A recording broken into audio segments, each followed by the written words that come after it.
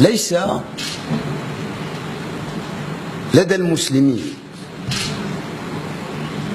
من عهد النبي إلى الآن، وليس في القرآن ولا في سنة النبي شيء اسمه إسلامي. انت سمعت ليه يا منصور؟ ده هو اللي ده صحيح بقى. زي ما هو انت قلت ايه انت، ولا عملت ايه انت، ولا انت قلت ايه ولا عملوا لك ايه انت؟ قاعد يقول الكلام اللي احنا مش عارفين نقوله كده ولا. كلمة إسلامي غير موجودة نهائيا. والله العظيم يا جدع، الجدع ده بيسمع حاجات غريبة وعمال.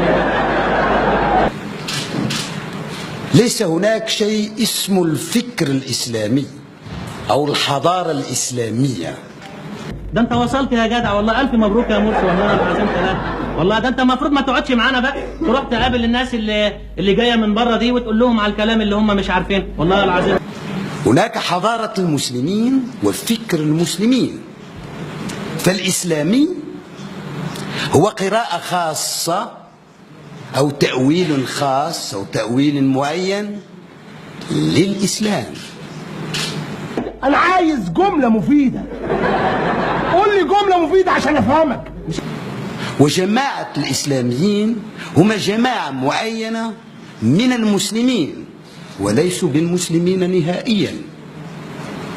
فنحن المغرب مثلا بلد مسلم، ولكن ما كنا يوما بلد إسلامي. السلوك اللي عنده دخلت كلها على بعضها، مخه بقى ففاه وجزمته بقت في دماغه.